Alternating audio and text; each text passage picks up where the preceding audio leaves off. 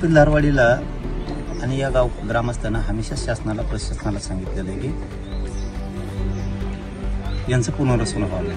माझ्या माहितीनं 5-7 वर्षापासून या लोकांची मागणी आहे की आमचं पुनर्वसन करा, कारण कुटुंबाच्या जीविताला धोका आहे. इथं हे डोंगराच्या कडीला गाव आले आणि हे आता इतकं खचलंय की पहिल्यांदा बघतोय आम्ही 7 फूट खचलेलो 7 फूट खचलेले. शासनाला सुद्धा प्रशासनाला आणि शासनाला श्वास बसल. खरंच जर असं माहिती प्रत्यक्ष येऊन जर बघितली तर स्थानिक प्रशासनानं योग्य अहवाल सरकारला देणं गरजेचं आहे.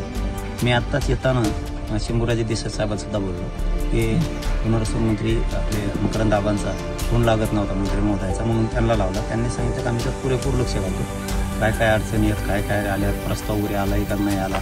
आमचं म्हणणं आहे की यांना आता तुम्ही तातडीनं ताबा देणं खूप गरजेचं आहे. तुम्ही जर हस्तांतरित केलंय गायरान तिथलं तर ते गावकऱ्यांच्या ताब्यात देणं खूप गरजेचं आहे. म्हणजे त्यांना तिथं जनावरं बांधता येतील, शेड मारता येतील किंवा आता तर येईल.